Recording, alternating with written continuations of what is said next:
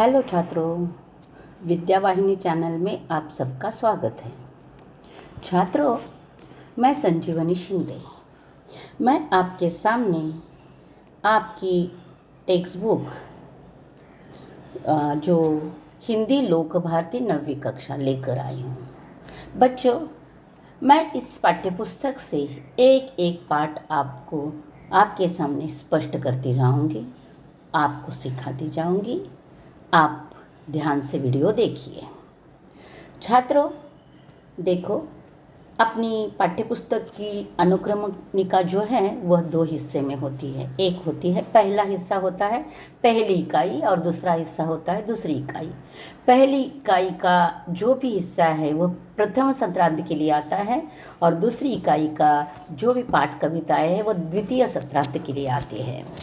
छात्रों, देखो, पहली इकाई का हम जो पहला पाठ यानी जो पहली कविता है वह है चांदनी रात और इसके रचयिता है मैथिली शरण गुप्त जी।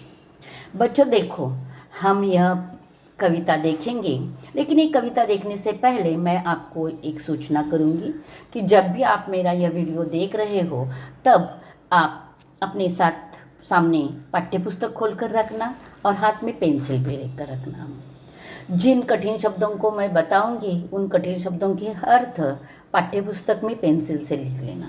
इसका फ़ायदा यह होता है कि जब दोबारा आप कविता सुनते हो तो आपको बहुत अच्छी तरह से और फटाफट कविता समझ में आती है। तो देखेंगे बच्चों, हम कविता देखने की शुरुआत करने के पहले अपने मैथिली शरण गुप्त जी जो कवि है इस कविता के, इनके बारे में जानकारी लेंगे। इनका जन्म 3 अगस्त 1886 चिरगांव में हुआ है और उनकी मृत्यु 12 दिसंबर 1964 को हुई है। मैथिली शरण गुप्त जी खड़ी बोली के महत्वपूर्ण कवि है। आपकी रचनाएं मानवीय संवेदनाओं, विशेषता नारी के प्रति करुणा की भावना से ओतप्रोत है। यानी उन्होंने जो भी साहित्य लिखा है उसमें उन्होंने नारी के प्रति जो करुणा की भावना है उसे प्रदर्शित किया है, ओतप्रोत भरा यानी भरा पड़ा हुआ है। अब हम देखेंगे कवि पद्य संबंधी क्या जानकारी देते हैं। देखो, यह जो चांदनी रात है इसकी विधा है, चांदनी रात की विधा है खंड काव्य। इसमें मानव जीवन की किसी एक घटना की प्रधानता होती है। प्रासंगिक कथाओं को इसमें स्थान नहीं मिलता। यानी किसी एक घटना पर यह कविता होती है। प्रासंगिक यानी उसके साथ जुड़े हुए कुछ घटनाएं प्रसंग आते हैं तो इसको ज़्यादा महत्व इस कविता में नहीं होता। इस कविता में क्या है तो प्रस्तुत अंश पंचवटी खंड काव्य से लिया गया है। यानी पंचवटी खंड काव्य जो है वह बहुत बड़ा है, उसमें से छोटा सा हिस्सा लिया गया है और इसे शीर्षक दिया है कि चांदनी रात। और इसमें क्या है तो प्रकृति की छटा का सुंदर रूप बड़े ही माधुर्य में, यानी माधुर्य के साथ, यानी मीठे मीठे शब्दों में लेखक ने अपने सामने प्रस्तुत किए हैं। चांदनी रात का मनोहारी यानी मन को आकर्षित करने वाला जो वर्णन है वह हमारे सामने कवि ने पेश किया है। तो देखो बच्चों, हमने देखा कि चांदनी रात में बहुत ही सुंदर रात का जो शीतल शांत रात है, इस ऐसी रात का वर्णन मैथिली शरण गुप्त जी ने किया है। हम 4 पंक्तियां देखते हुए आगे बढ़ते जाएंगे। पहली 4 पंक्तियां हैं। चारु चंद्र की चंचल किरणें खेल रही है जलथल में, स्वच्छ चांदनी बिछी हुई है अवनी और अंबर तल में। इन 4 पंक्तियों में जो कठिन शब्द है वह है अवनी यानी धरती और अंबर यानी आकाश। देखिए, हम कविता देखेंगे। चारु यानी सुंदर, जो चंद्रमा है शीतल प्रकाश में टिमटिमा रहा है, झिलमिला रहा है, तो कवि ने उसे सुंदर कहा है। सुंदर इसलिए कि उसकी सुंदरता दिखाई दे रही है। तो कवि कहते हैं कि सुंदर चंद्र की चंचल किरणें, चंचल यानी जो स्थिर नहीं है, अस्थिर है, हिलती डुलती रहती है, चमचमाती रहती है, टिमटिमाती रहती है, ऐसी किरणें आकाश से जमीन पर आई है और कहाँ खेल रही है? जल और थल में। जल यानी पानी और थल यानी जमीन, जमीन और पानी पर खेल रही है। स्वच्छ चांदनी बिछी हुई है अवनी और अंबर तल में। कवि कहते हैं कि देखो आकाश में चंद्र है, तारे हैं और उनका प्रकाश धरती पर आया है। तो कवि की कल्पना है कि स्वच्छ चांदनी धरती पर भी और आसमान में भी बिछी हुई है, फैली हुई है। इस प्रकार पहली 4 पंक्तियां हो गई। अगली पंक्तियां हम देखेंगे। पुलक प्रकट करती है धरती हरित तृणों की नोकों से, मानो झूम रहे हैं तरु भी मंद पवन के झोंकों से। अब कठिन शब्द देखेंगे हम।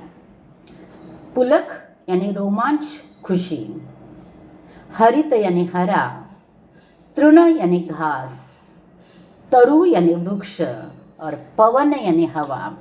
पुलक प्रकट यानी चंद्रमा की शीतल किरणें जब धरती तक पहुंची है तो धरती कैसा महसूस करती है? रोमांचकारी, खुशी महसूस कर रही है। और वह खुशी कैसे दिखलाती है?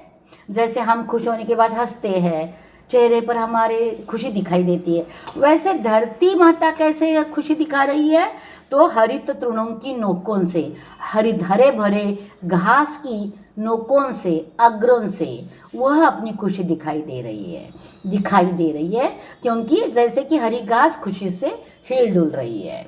साथ साथ कवि कहते हैं मानो झूम रहे हैं तरु भी मंद पवन के झोंकों से।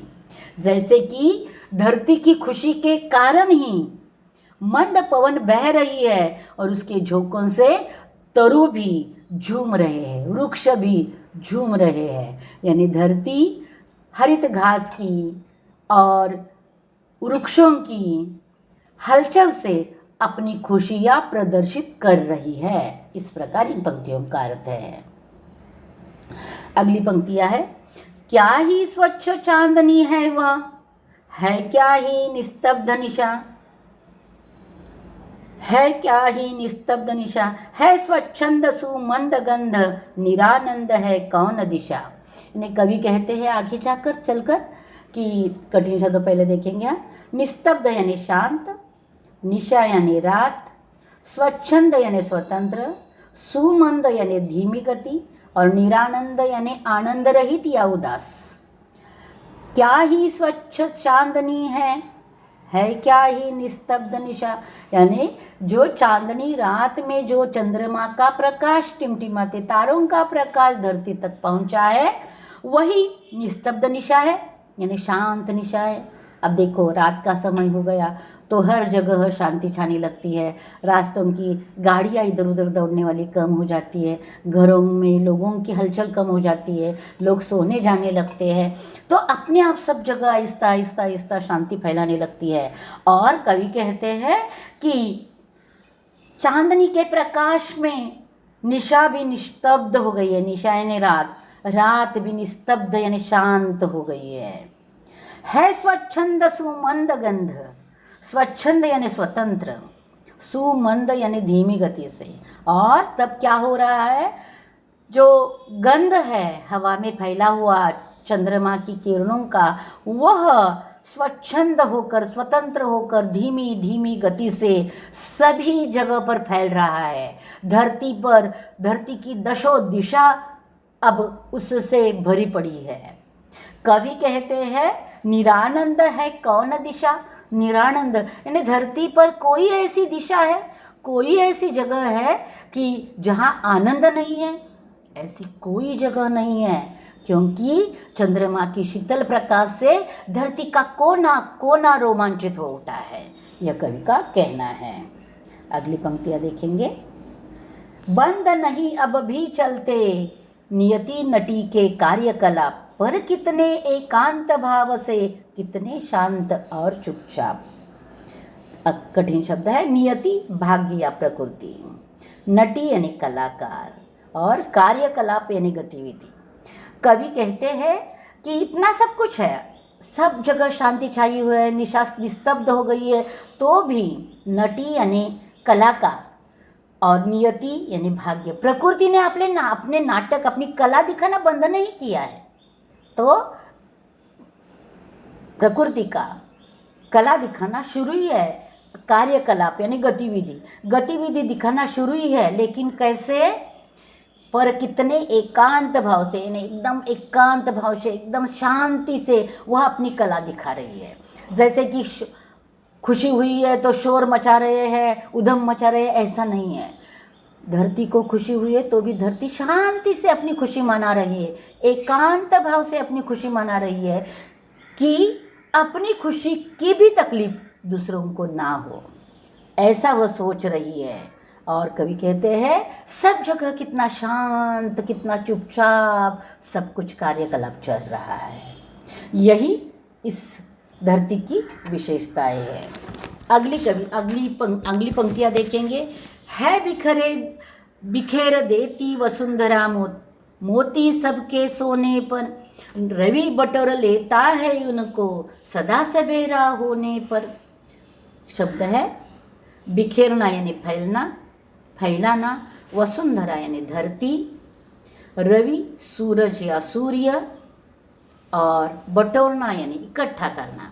देखो कवि की कल्पना कितनी सुंदर है। कवि कहते हैं रात हो जाने के बाद जैसे मुझे लगता है वसुंधरा यानी धरती, वसुंधरा अपनी मुट्ठी में जो मोती है वह ऐसे फैला देती है। सबके सो जाने के बाद मोती ऐसे धरती पर फैला देती है और वो आकाश में भी पहुंच जाते हैं और तारों के रूप में टिमटिमाने लगते हैं। लेकिन अगली दो पंक्तियों में कवि की और दूसरी कल्पना है। कवि कहते हैं जब रवि निकलता है, रवि यानी सूरज, जब सुबह होने के बाद सूरज निकल आता है तो सूरज क्या करता है, सब मोतियों को इकट्ठा कर देता है, यानी सबको एक साथ जमा कर लेता है सवेरा होने पर ही। और पता है आपको, सवेरा होने के बाद हमें आकाश में चांद और तारे नहीं दिखाई देते। तो कवि की कल्पना है कि सूरज उसे इकट्ठा कर रखता है और क्या करता है, अगली पंक्तियों में देखेंगे हम। और विरामदायिनी अपनी संध्या को दे देता है, शून्य शाम तनु जिससे उसका नया रूप झलकाता है। कवि कहते हैं कि जब विरामदायिनी यानी कठिन शब्द देखना भूल गए हम, विराम यानी समाप्ति, संध्या यानी शाम, तनु यानी शरीर, झलकना यानी दिखलाना। कवि कहते हैं कि संध्या जो है विरामदायिनी, समाप्त हुई संध्या थी। अब फिर सूरज दिन भर सूरज उगता है, निकल आता है, फिर वह मोतियों को बटोर लेता है और दिन भर अपने काम करते रहता है। जब वह काम से थक जाता है तो उसे विराम देने के लिए संध्या आती है। जैसे कि संध्या उसे कहती है कि अब तक आपने संभाला, अब मैं थोड़ी देर संभालती हूँ, आप आराम करो। इस प्रकार तो वह जो उसे विराम देने के लिए, आराम देने के लिए जो संध्या आई है, उसके हाथ में सुबह की जो बटोरे हुए मोती है वह संध्या के हाथ में रवि सौंपा देता है और वही मोती शून्य शाम तनु जिससे उसका नया रूप झलकाता है। और शाम होने के बाद फिर वही मोतियों का रूप, फैले हुए मोतियों का नया रूप हमें दिखाई देता है। तो देखो कवि की कल्पना कैसे है कि धरती मोतियों को बिखेरती है, फिर सूरज उसे इकट्ठा करता है, फिर सूरज उसे संध्या को सौंप देता है, फिर संध्या रात होते ही उसे फैला देती है और फिर हमें नया दृश्य दिखाई देता है। इस प्रकार इन पंक्तियों का अर्थ हो गया। अगली पंक्तियों का अर्थ हम देखेंगे। पंचवटी की छाया में है सुंदर पर्ण कुटी बना, उसके सम्मुख स्वच्छ शिला पर धीर वीर निर्भीक मना। कठिन शब्द देखेंगे हम। कुटीर यानी कुटी, झोंपड़ी, सम्मुख यानी सामने, शिला बड़ा पत्थर, और निर्भीक यानी निडर। अब देखेंगे कविता की पंक्तियाँ। ये कविता की पंक्तियों का संबंध जो है वह रामायण के साथ है। आपको पता है राम और सीता वनवास निकले थे, तब उनके साथ और एक व्यक्ति निकली थी जो राम के भाई लक्ष्मण अपने भाई का साथ देने के लिए निकले थे। और ऐसे ही वनवास में पंचवटी की छाया में एक घास की कुटी बनी हुई है, पर्ण यानी पत्ते, पर्णों की कुटी बनी है, कुटी यानी झोंपड़ी, कुटी बनी है। और उस कुटी के अंदर सब देखो, रात हो गई है, चंद्रमा निकल आया है, चंद्रमा का शीतल प्रकाश धरती पर कोने कोने में फैला हुआ है, रात निस्तब्ध हो गई है। और ऐसे समय में उस कुटी में राम और सीता आराम कर रहे हैं और अपने भैया और भाभी आराम कर रहे हैं, तो उनकी रक्षा का भार खुद के सिर पर लेकर लक्ष्मण कुटी के बाहर बैठा है। तो कवि ने क्या पूछा है, उसके सम्मुख स्वच्छ शिला पर, शिला यानी बहुत बड़ा पत्थर, कुटी के सामने बहुत बड़ा पत्थर है और उस पत्थर पर एक धीर वीर निर्भीक मना, यानी निर्भीक मन से, निडर मन से, यानी किसी से डरता नहीं है लक्ष्मण, तो वह धीर वीर शूरवीर है, धैर्यवान है वह व्यक्ति। और वह व्यक्ति उस शिला पर बैठी है और वह कुटी का रक्षण कर रही है। यह पंक्तियां हो गई। अब अंतिम पंक्तियां हम देखेंगे। जाग रहा यह कौन धनुर, जबकि भुवन भर सोता है, भोगी कुसुमा युद्ध योगी सा, बना दृष्टिगत होता है। कठिन शब्द देखेंगे। धनुर यानी धनुष्य बाण लिया हुआ, भुवन यानी संसार, योगी यानी सन्यासी, दृष्टिगत यानी जो दिखाई देता है।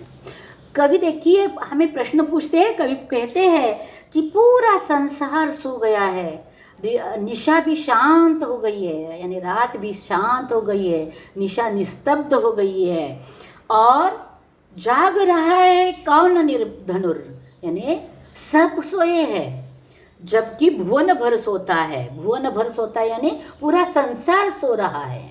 और ऐसे में कौन जाग रहा है, जो धनुर्धर है, धनुष बाण लिए हुए यह व्यक्ति कौन है जो जाग रहा है।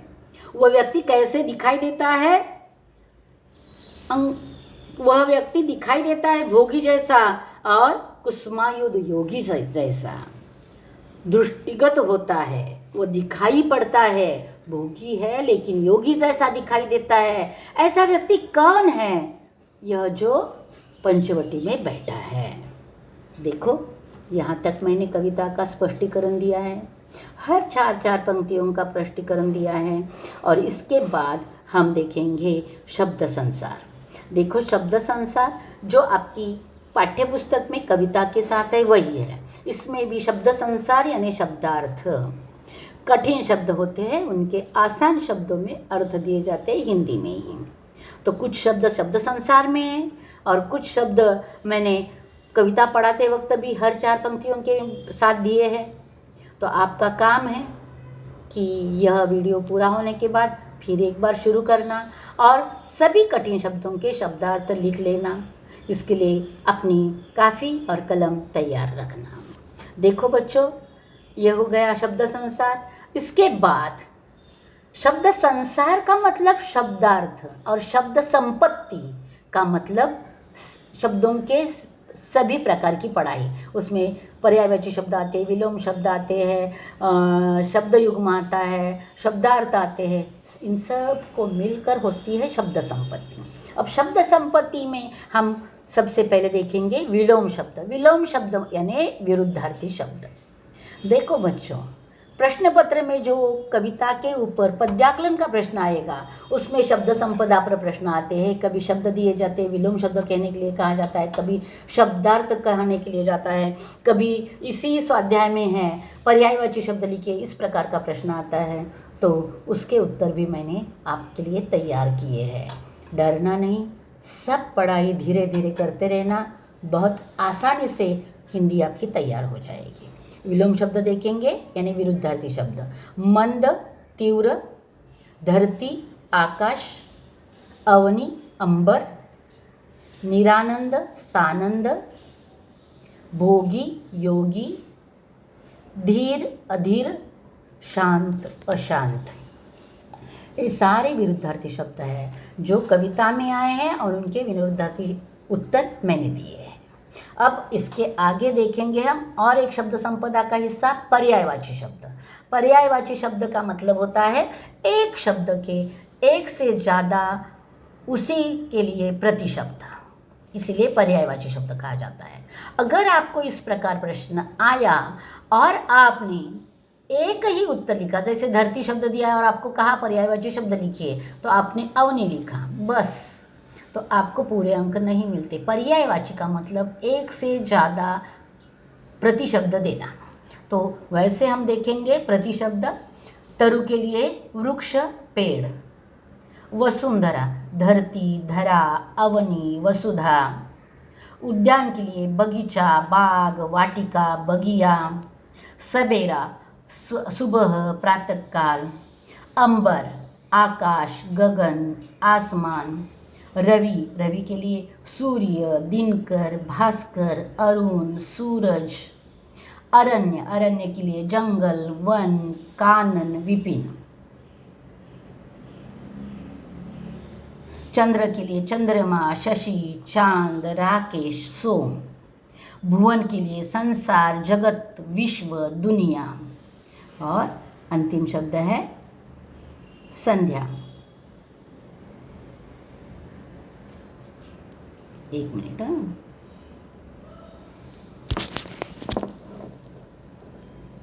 संध्या संध्या के लिए शाम सायंकाल। इस प्रकार पर्यायवाची शब्द आए हैं। अब इसके बाद हम देखेंगे कविता का स्वाध्याय। देखो बच्चों, एक पूरे वीडियो में मैंने पूरी कविता को पूरा किया है, स्पष्टीकरण शब्द संपदा शब्द संसार और स्वाध्याय भी। स्वाध्याय के साथ साथ स्वमत सरल अर्थ सब कुछ मैंने दिया है, सिर्फ आपका काम है इसे ध्यान से सुनना और उसके बाद ध्यान से पढ़ना। अब स्वाध्याय देखेंगे हम। स्वाध्याय का पहला प्रश्न है, सूचनानुसार कृतियाँ कीजिए। उसमें अ है संजाल। संजाल जो है उसमें जो हरा सर्कल दिखता है उसके अंदर प्रश्न दिया है, तारों के उदित और अस्त होने के बारे में कल्पना। किन शब्दों से पता चलता है? तो वो शब्द है पृथ्वी द्वारा मोती बिखेरना, सूर्य द्वारा मोती बटोरना, सूर्य का संध्या को मोती देना और संध्या का नया रूप झलकना। इस प्रकार उत्तर है। उसके बाद अगला प्रश्न है, चांदनी रात की विशेषताएं। देखो यहाँ जो आकृति दिख रही है वो आपके पाठ्य पुस्तक की आकृति है। आपको प्रश्न पत्र में जो आकृति दी जाती है उसी प्रकार की आकृति निकालकर आपको उत्तर लिखने पड़ता है। लेकिन देखो यहाँ विशेषताएं थोड़ी लंबी है, तो आप ऐसा कर सकते हो कि 1 2 3 4 5 उसके नीचे 6 7 8 आकृति बनाकर लिख सकते हो। ऐसे सामने ही लगाने की ज़रूरत नहीं है, तो इसमें उत्तर बैठेगा ना। इसके लिए अगली स्लाइड में मैंने उत्तर दिए हैं, हम उत्तर देखेंगे। चांदनी रात की विशेषताएं क्या क्या है?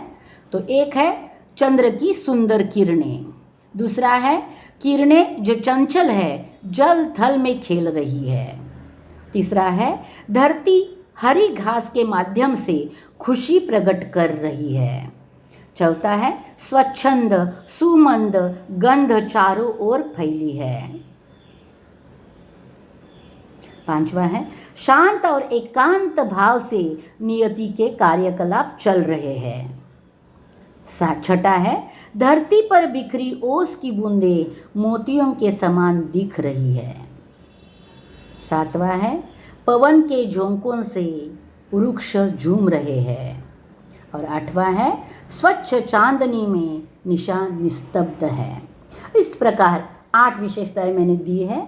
आप अपनी नोटबुक में लिखते वक्त जो आकृति बताई गई है उसी प्रकार की इसी एक एक वाक्य के लिए एक एक आकृति बनाकर एक के नीचे 8 विशेषताएं लिख कर रखो। अगला स्वाध्याय देखेंगे जो पाठ्यपुस्तक में दिया गया है, निम्नलिखित पंक्तियों का सरल अर्थ लिखिए। देखिए यहाँ 2 पंक्तियाँ दी है, यानी 4 पंक्तियों का एक हिस्सा, ऐसे 2 हिस्से दिए हैं। लेकिन देखो परीक्षा में इनमें से कौन सी 4 आने वाली है ना मुझे पता ना आपको पता। तो उदाहरण के तौर पर मैं पहली जो 4 पंक्तियाँ हैं उसका अर्थ दे रही हूँ। आपको जब जब समय मिलेगा तब तब आप बाकी सब पंक्तियाँ चार चार चार लेकर एक एक बार लेकर ऐसे 8 हिस्से हो जाएंगे। 8 हिस्सों में सरल अर्थ लिखने की कोशिश करो, प्रैक्टिस करो। देखेंगे हम सरल अर्थ। कविता की पंक्तियाँ हैं, चारों चंद्र की झोंकों से। पहला परिच्छेद है उसमें उत्तर का।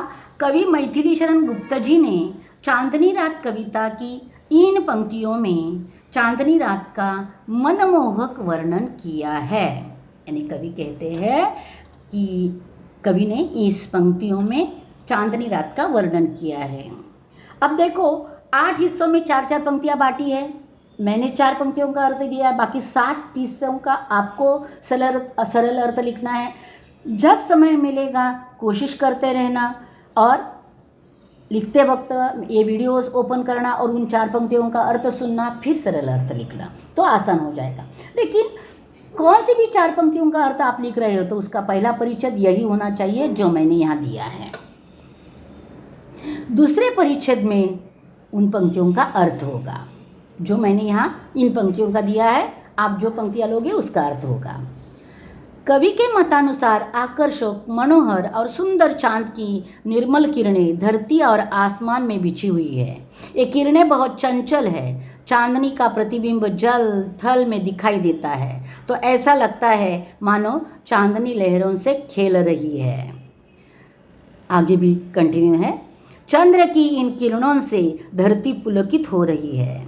उसका पुलकित होना हरित तृणों के नोकम पर दिखाई दे रहा है। मंद मंद हवा के झोंकों से वृक्ष झूम रहे हैं। यहाँ सरल अर्थ समाप्त हुआ। इस प्रकार बाकी पंक्तियों का सरल अर्थ तैयार कीजिए। अगला स्वाध्याय का प्रश्न है पर्यायवाची शब्द, जो भाषा बिंदु में आपकी पुस्तक में है। और उसमें पर्यायवाची शब्द के लिए शब्द दिए हैं तरु, कृषक, वसुंधरा, उद्यान, चंद्र, अरण्य। तो पर्यायवाची शब्द में उसके उत्तर मैंने दिए हैं, वहाँ से ढूंढकर यह प्रश्न हल कीजिए। उसके बाद प्रश्न है श्रवणीय, जो आपकी पाठ्यपुस्तक में दिया है। अपने घर परिवार के बड़े सदस्यों से लोक कथाओं को सुनकर कक्षा में सुनाइए। देखो, कक्षा में सुनाना तो मुमकिन नहीं है, लेकिन आप अपने घर परिवार में जो बड़े बड़े सदस्य रहते हैं उनसे लोक कथा सुनो और उसको अपना ज्ञान बढ़ा दो। दूसरों को सुनाने की ज़रूरत नहीं है। और यहाँ जो स्वाध्याय में एक लेखनीय है, प्रकृति मनुष्य की मित्र है, स्पष्ट कीजिए। देखो, प्रकृति के ऊपर निर्भर रहकर ही हम हमारा जीवन अच्छी तरह से जीते हैं। तो प्रकृति मित्र बनकर, मित्र हमेशा सहायता करने वाला होता है, तो प्रकृति हमारी कैसी सहायता करती है वह हम देखने वाले हैं। तो इसके मुद्दे मैंने दिए, उसके आधार पर अपना उत्तर तैयार कीजिए। मुद्दे है पहला, प्रकृति और मनुष्य एक दूसरे के साथ जुड़े हैं, दोनों एक दूसरे की सहायता से आगे बढ़ते हैं। दूसरा मुद्दा है, प्रकृति मनुष्य के लिए ईश्वर की सबसे बड़ी देन है। और ये बात सही है, क्योंकि ईश्वर ने प्रकृति को निर्माण किया और इसी प्रकृति की सहायता से हम हमारा जीवन आगे चला रहे हैं। तीसरा मुद्दा है, मानव की सभी ज़रूरतों की पूर्ति प्रकृति करती है। ये बात सही है। हमें जीने के लिए हवा चाहिए, पानी चाहिए, अनाज चाहिए, और ये तीनों बातें प्रकृति हमें देती है। प्रकृति के सिवा ये तीनों बातें हमें कहीं से और मिल ही नहीं सकती। अगला है, प्रकृति निस्वार्थ भाव से मानव की सेवा करती है। और ये भी बात सत्य है कि प्रकृति में, कुदरत में जितने भी पशु पक्षी कीटक जो भी है, सब उसमें हर कोई निस्वार्थ भाव से सेवा करता है। जैसे उसका उदाहरण के लिए मैं बता देती हूँ, एक बड़ा सा पेड़ है जिसकी बहुत अच्छी ठंडी ठंडी शीतल छाया है, और अभी गर्मी के दिन शुरू है, तो ऐसे गर्मी के दिनों में कोई रास्ते से जा रहा है तो उस छाया में जाकर बैठता है, सुकून पाता है और आगे चलता है। तो उस छाया में आने वाला कोई अमीर होता है, कोई गरीब होता है, कोई स्त्री होती है, कोई पुरुष होता है, कोई बड़ा होता है, कोई छोटा होता है, लेकिन वो काम तो पेड़ करता ही रहता है। कभी यह भाव नहीं रखता कि अरे ये गरीब कैसा आया मेरे पास, अरे ये राजा कैसा आया मेरे पास, इस प्रकार सवाल नहीं करता। वो जो आएगा उसकी सेवा करता है। तो प्रकृति निस्वार्थ भाव से सेवा करती रहती है और हम मानव प्रकृति को बिगाड़ने का कार्य करते हैं। देखो बच्चों, अंतिम मुद्दा है, मानव स्वार्थ और लालच में आकर प्रकृति को नुकसान पहुंचाता है और अपना विनाश कर लेता है। और ये बात सत्य है। जैसे कि ज़मीन चाहिए घर बनाने के लिए तो पेड़ काटे जाते हैं, ज़मीन खुली कर दी जाती है। इमारत बनाने के लिए लकड़ियाँ चाहिए, चूल्हे को जलाने के लिए लकड़ियाँ चाहिए। ऐसे कारण लगा लगा कर हम पेड़ों की नाश करते आए हैं, लेकिन प्रकृति का नाश हमारा विनाश है, यह हम भूल जाते हैं। तो इन मुद्दों के आधार पर आपको प्रकृति मनुष्य की एक मित्र है, अपने विचार, अपना स्वमत तैयार करना है। देखो बच्चों, यहाँ यह पाठ समाप्त हो जाता है। कैसा लगा पाठ? ध्यान से सुनो। कहीं कुछ लगा तो दोबारा वीडियो शुरू करो, फिर सुनो, और इस प्रकार एक एक पाठ लेकर मैं आपके सामने आऊँगी। जल्द ही मैं आऊँगी आपके सामने अगला पाठ लेकर। पाठ का नाम है बिल्ली का बिलुंगुड़ा। यह पाठ लेकर जल्दी मैं आऊँगी। तब तक धन्यवाद बच्चों, इंतज़ार में रहो।